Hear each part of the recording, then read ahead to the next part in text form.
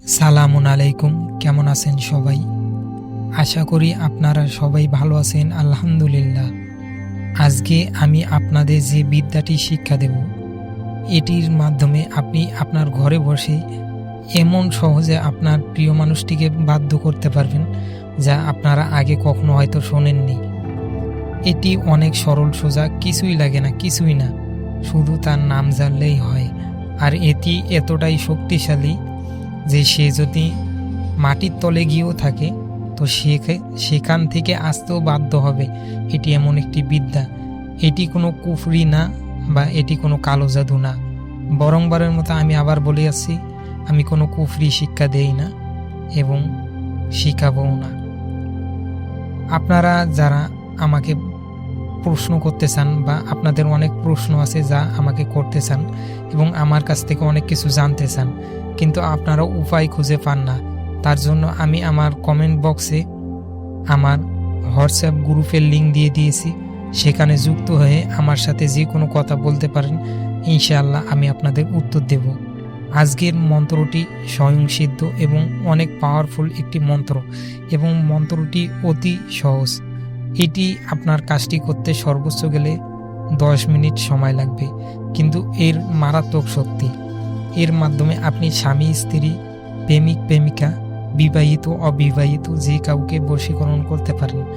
তবে যে ব্যক্তি এটি খারাপ উদ্দেশ্যে প্রয়োগ করবে, তার ধ্বংস নিশ্চিত। সুতরাং এটি খারাপ উদ্দেশ্যে প্রয়োগ করবেন না।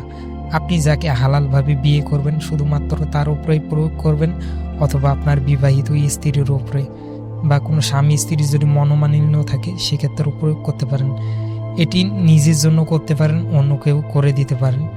অন্যকে করে দেওয়ার উপায়টা আমি বলবো না, আপনারা আগে নিজেরটাই করুন, তারপর অন্যকে করে দিতে যাবেন।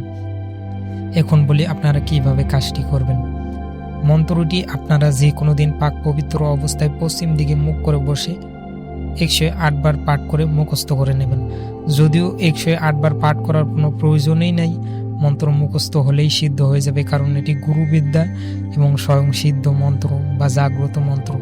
এটি যদি আপনি একবার পাঠ করেই মুখস্থ করে ফেলতে পারেন, তো আপনার সেই মন্ত্র জাগ্রত হয়ে গেল, মানে মুখস্থ হলেই জাগ্রত হয়ে গেল। এখন বলি কাজটি কিভাবে করবেন।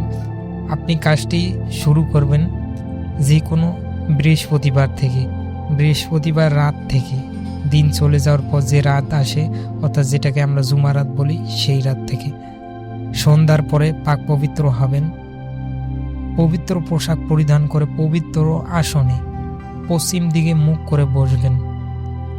বসার পর চোখ বন্ধ করে আপনি যাকে বাধ্য করবেন তার কথা স্মরণ করবেন, অর্থাৎ এমনভাবে ভাববেন সে যেন আপনার সামনে দাঁড়িয়ে আছে। তারপরে আপনি আমার দেওয়া মন্ত্রটি 21 বার পাঠ করবেন।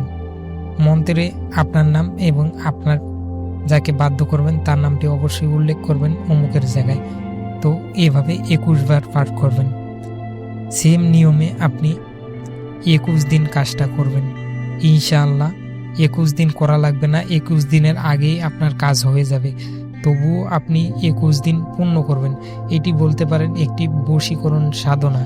তো ভিডিওটি দেখার জন্য সবাইকে অসংখ্য ধন্যবাদ। সবাই ভালো থাকেন। সালামুন আলাইকুম।